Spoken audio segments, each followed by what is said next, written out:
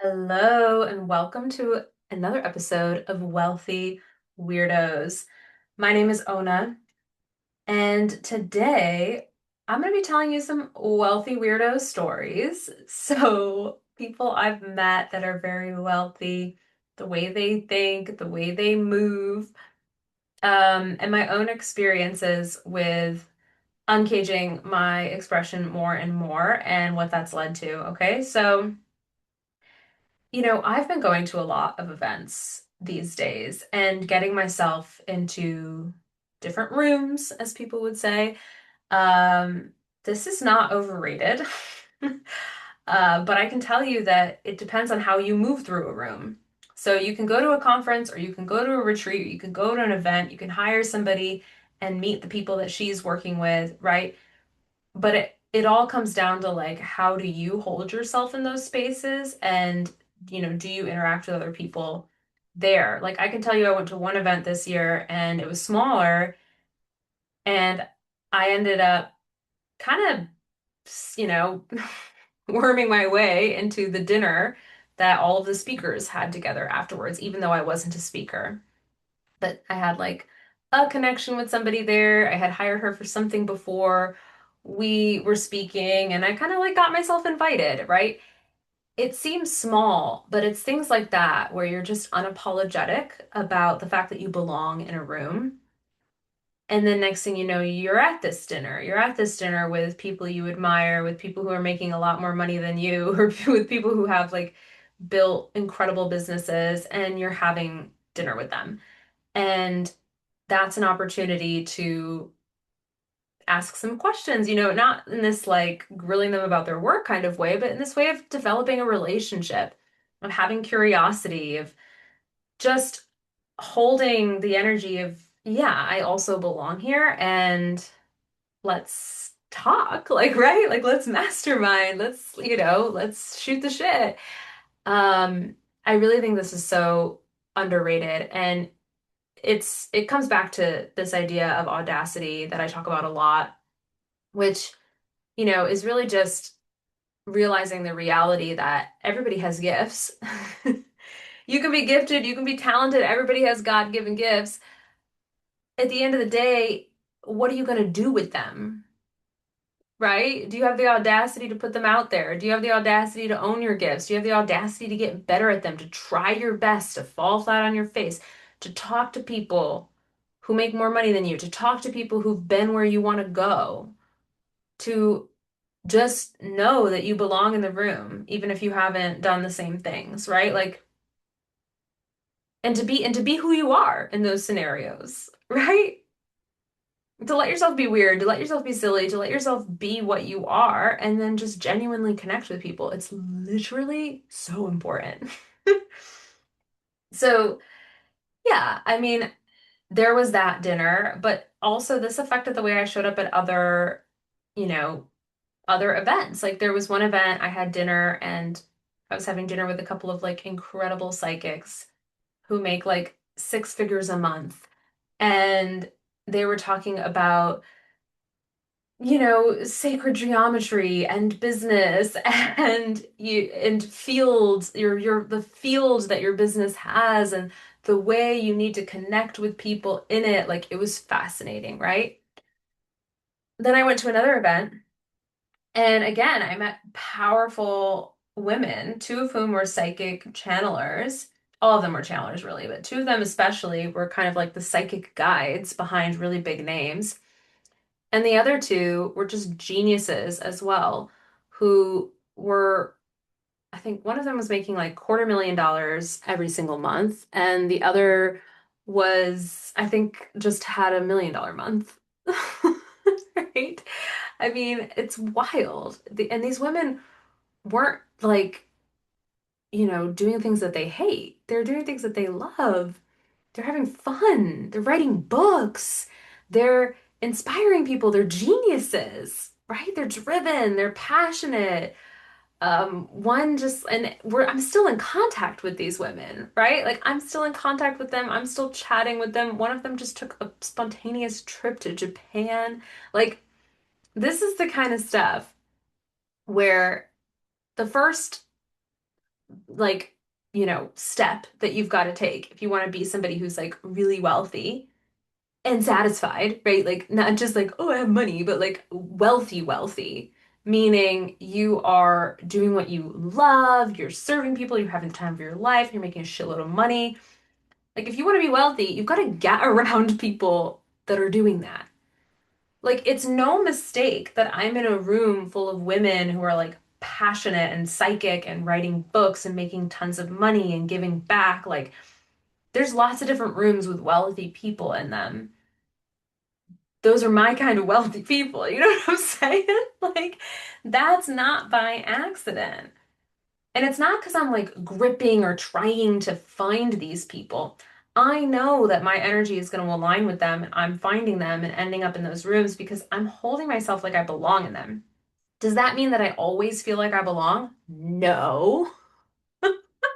I felt like such a little minnow in that room, right? All my wounds were triggered. I was like, oh my God, I really like believe I suck on some level. Like that was very highlighted just through talking with them because this was a very electrifying conversation because I'm not one for surface level combos no matter how wealthy somebody is, right? Like we're having deep conversations about life, about big life choices, about how we run our businesses, about what really matters to us. Like it was electrifying. I can't even like part of me is like I can't even believe it because I know I manifested this. But like I spent my life not knowing that people like this existed. And the next thing you know, I'm in a room full of them. I'm in a room full of wealthy weirdos. And so these are women who don't compromise who they are on any level. Like they are just trusting themselves and trusting their desires so thoroughly and building incredible things as a result, right? So yeah, it was no mistake. This is not your ordinary room of wealthy people. This is a room full of wealthy weirdos. And I would say that the number one lesson that I could bring forth from everything that they spoke about is what I just said, which is this trusting your desire, like really trusting your desire. One of the women in particular definitely embodied that at a level that I don't think I've ever seen somebody embody that. And she's a genius. So there's that. She's definitely very smart. Um, and she takes herself seriously and she takes her business seriously and she works really fucking hard. But there was something about her where there was just no drama or no question around what she desires. Like if she desires something, she just assumes that that's the thing to do.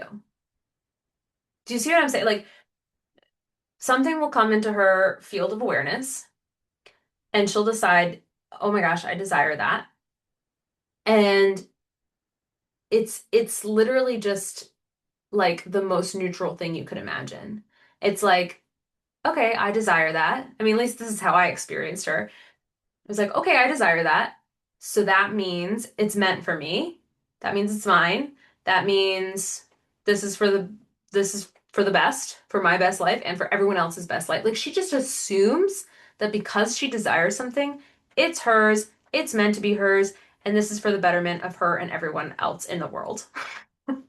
Like this is so important because we really have been taught to demonize desire and see it as like an untrustworthy thing, right? Like, oh, well, then we're just going to be these like horrible people who who take advantage and, whatever it is we think is going to happen because we're just following whatever we want, right? And I think we have this feeling like we have to check ourselves. Like just because we desire something doesn't mean we should have it or doesn't mean we should want it, right? But I would argue that the reason for that is because of our wounding. So when you don't have a core need met at all, like wounding can basically boil down to safety, belonging, and worthiness. Like, am I good enough? Am I enough? Like, do I matter? Right? So it's worthiness, belonging, safety, right? When one or both or two or three of these needs are not met on some level, we walk around the world in a state of hunger, in a state of like not okayness. And this is 98% of people. And it's a spectrum, right? So some people are like, they're in that state sometimes, they're not other times. But I would say that the vast majority of people are almost always in that state of being, like truly, on some level. Like most people you meet are feeling like not entirely safe within themselves, or they're feeling like maybe they're not good enough and they have to prove themselves, or they're feeling like maybe they don't belong, right? There's some level of not okayness, some level of like wanting to control, right? Wanting things to turn out in a specific way. And so when you look at desire from that lens, like from that way of being, it can feel really dangerous because you're trying to get these deep core wounds met. You're trying to get these needs met, the safety, the belonging, the worthiness. The problem is the external world can never fully give that to you because they're an internal state of being. And if you attach that to an external set of circumstances, those external sets of circumstances are always, always, always going to be temporary. Always. They're never not temporary. Life is constantly changing. Okay, that's how it flows. That's how it moves. You're literally like gonna die. Like it's not going to ever be okay. If you in yourself are like, I'm not okay, and you look for the world or any set of circumstances to give you that sense of okayness in any way, you will be let down. Like it won't work out. It won't work out. And so this is ultimately why having desires is dangerous because, or I shouldn't even say dangerous, but it just like, it might just hurt you and others when you try to force things to happen for your own will, right? And this is desire from a standpoint of asserting your will, which I would say is a very different thing than just simply desiring something with a lot of neutrality around it. Like it's a different state of being. There's a, because there's a neediness attached to it.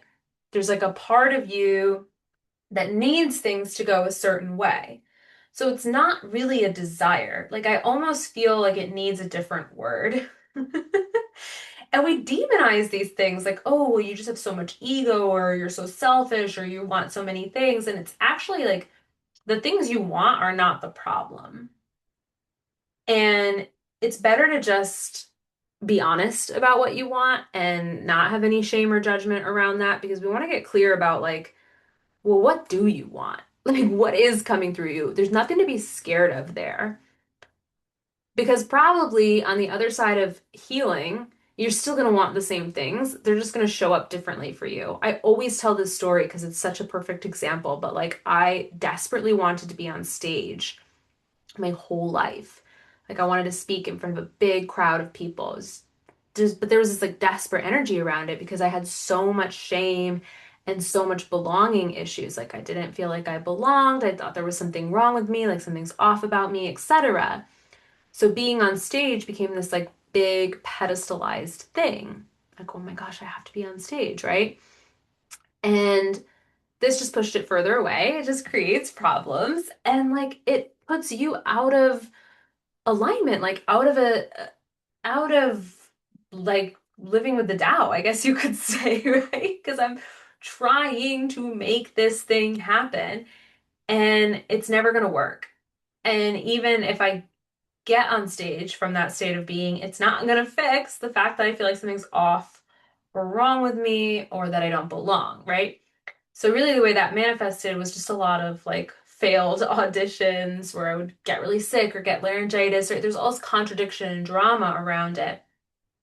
But once I released a lot of the shame and healed a lot of the belonging wounds, it just became clear to me that being on stage was just a desire. Like it really does require a different word because it had a very different sensation to it. It was no longer like, oh my gosh, I want to be on stage. Please. No, it was just like, oh, I'm somebody who talks on stages in front of lots of people. Like, that's me. So it's the same thing that I'm wanting, but the energy around it is completely different. This is where desire becomes a compass. Do you see that you feel the neutrality around that? It's just like, oh, yeah, I want to speak on stage in front of lots of people. There it is, right? And this is what I observed in this woman, this brilliant woman who makes tons of money doing what she loves, right? Especially when it came to, and now let me just also say this, we can have, it's not that like people who make money are perfect and have every area of their life figured out, right? It's that we all have our unique wounding and the unique ways that it shows up as a challenge for us, right? So for me, money and being on stage is very like, whoa. But for her, it might be something different, right? It might be another area of her life. But I would say, even like, irregardless of that, I've never seen somebody be so neutral around their desire. Like, she really knows how to embody that. She really knows how to own that. It's impressive. It's really cool. But basically, the way that plays out for her is okay, she says, I desire this thing. Right now, she wants to go from 250,000 a month to 1 million a month. And it's not, oh, can I do it? Will I do it? Oh my God, da, da, da, I need to make 1 million a month. She doesn't need to make 1 million a month. She just wants to. She wants to. And just kind of how I'm like, yeah, I would like to be on stage. Yeah, okay. Like, that sounds fun. That sounds great. I'm the kind of person who does that. That's that's her relationship to this new desire of like, yeah, I'm gonna make 1 million a month. And so that's what it is to her. Now she's just the person who's going to make $1 million a month.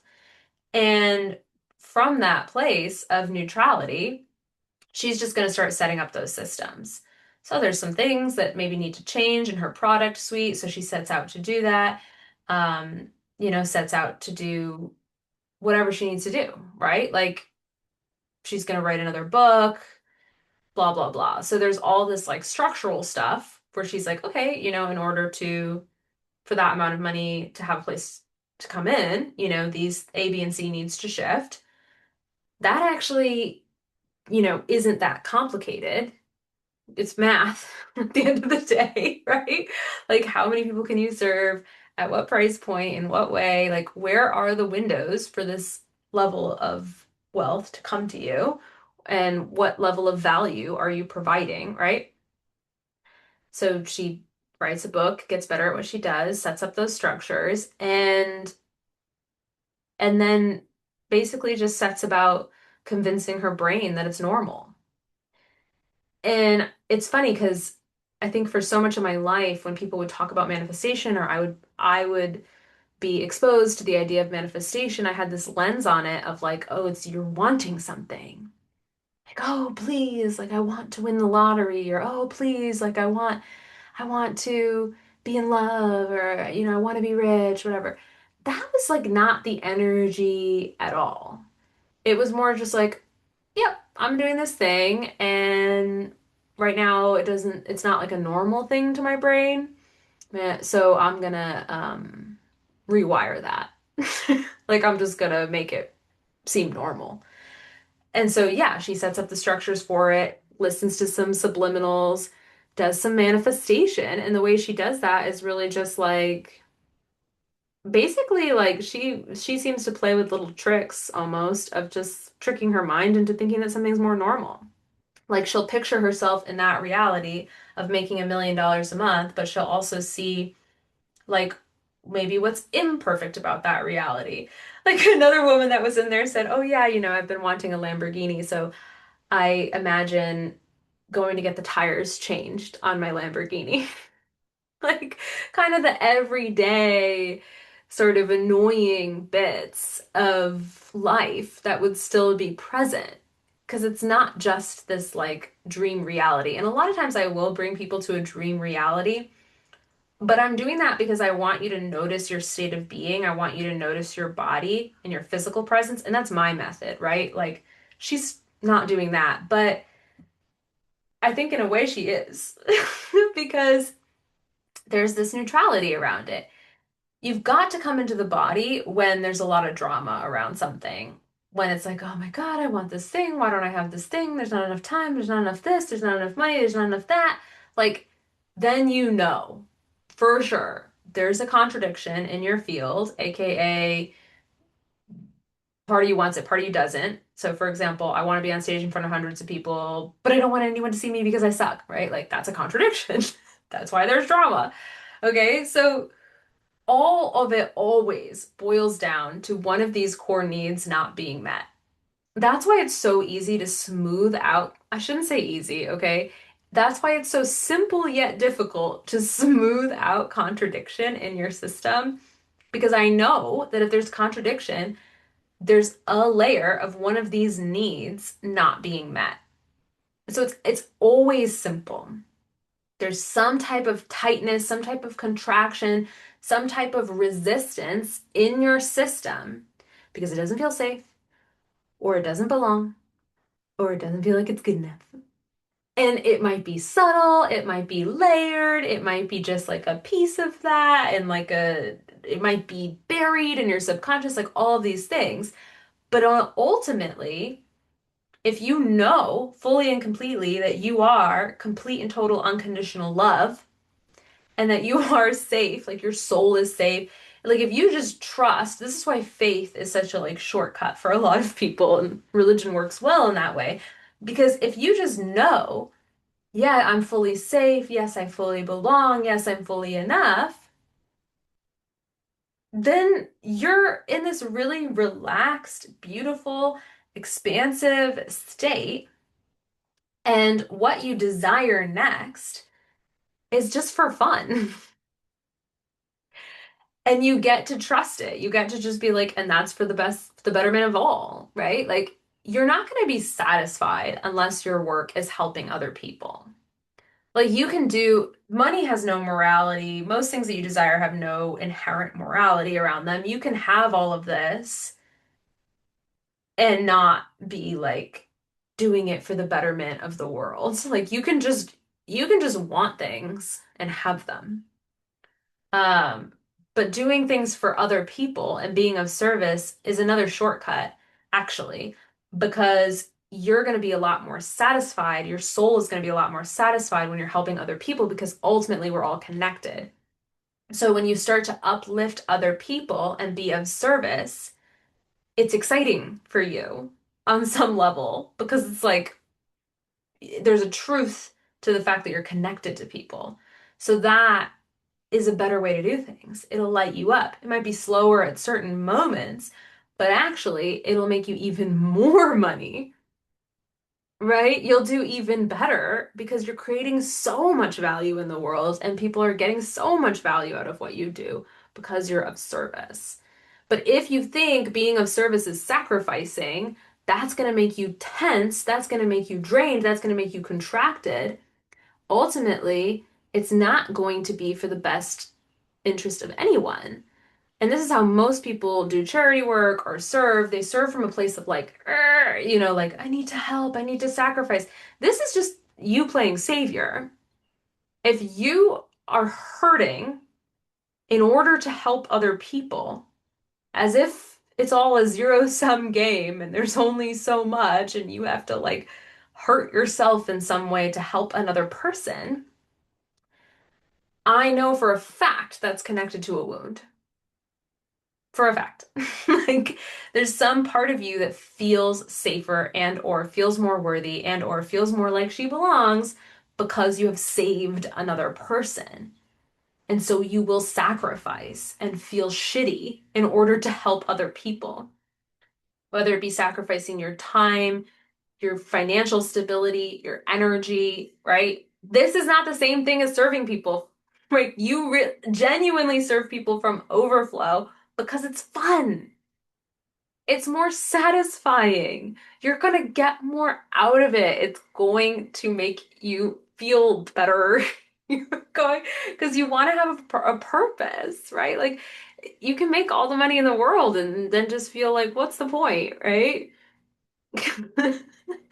So yeah, all of it comes back to this wounding and this is just why you get to trust this. Do you see what I'm saying? You get to trust what you desire, even when you're in a really wounded state, or part of you is, right? Like a lot of us have already done our healing journeys and we're done, like no more healing, right? Like, yes, no more healing. And it becomes a different thing when you've accepted it this fully. Like you've already done so much healing work. You're not like your nervous system is not like in fight or flight anymore, right? But there can be these little layers because you're expanding, because you're in a new reality, because you're in new territory. And every single time you go into the unknown, these things get triggered again. But that's a good thing because that's an opportunity for you to harmonize even more, for you to come to even greater coherence, even greater expansion, even more of what you really are. So the belonging, the safety, and the worthiness are likely to come up in some capacity every level you go, right? Like every time you go into the unknown, every time you up level, these things will be touched in some way. But you get used to it and you get to play, you get to have fun, and you get to just trust that what you want is meant for you. Like you get to just decide. Because why wouldn't it be? You know? If you're like, oh, well, wanting $1 million a month is too greedy. I shouldn't want that. It's like, who says? Like, is it greedy? Like, why? Like, is it just you providing way more value to people, doing even better at your work, serving even more people, having even more overflow and wealth to give back, but also to just pamper yourself and be an even more happy, excited, regulated, badass version of yourself? Like, why is that bad? Right? It's just because we see people who've done shitty things for more money, but that's not the only way to do it. And also, like, it's just a matter of perspective. So, anyway, I just think we get to trust ourselves. Why not? Why not? Like, what good is it doing not trusting yourself? Like, we are so convinced that if we let go of the fear and the shame, that we're just going to be a bunch of hooligans, just Lord of the Flies out here. No, I don't think so. I really don't think so. We are compassionate, loving people, and everything's a mess as it is. Like, is this working? Everybody having all this like fear and shame and saying, "Oh, I can't do all that, or I can't want that, or I can't go for that." Is that working? Like only the most sociopathic people are going for what they want? That's working? No. It's not only the most sociopathic people, but like some of them are, sure, we've seen that. But a lot of women like this also exist, and you can be one of them. You get to be one of them. And I know in my heart that there's more of this rising up, that there's more women who are just like, this is who the fuck I am, this is what the fuck I do. Like, I am psychic, I'm a genius, I have all of this to offer the world. I'm gonna be myself doing it. I'm gonna be true to myself. I'm gonna trust myself. I'm gonna trust what the fuck I want and just do it and just go for it. Like, we are in the age of attention and art. Do you see that? Do you see that you can just be creative and put your voice out there and like become very wealthy as a result? Like that's amazing. That's amazing. And it starts with you knowing that not only is it okay for you to want that, that it's just yours, that it just is you, that you just are that person. And then you go about making a system that can hold that and convincing your brain and your nervous system that it's normal. But it starts with a decision. It starts with a decision that like this is in fact me. This is in fact meant for me. This is in fact what I want for a reason. Okay. Thank you so much for listening. This was so much fun to record. I'm going to tell more stories about wealthy weirdos. I'm going to tell more of my stories, more about business, all the behind the scenes. So keep tuning into this podcast. I might even start interviewing some people on here. So keep on listening in and send me a DM on Instagram, like reach out, let me know that you're listening. All right. Bye, y'all.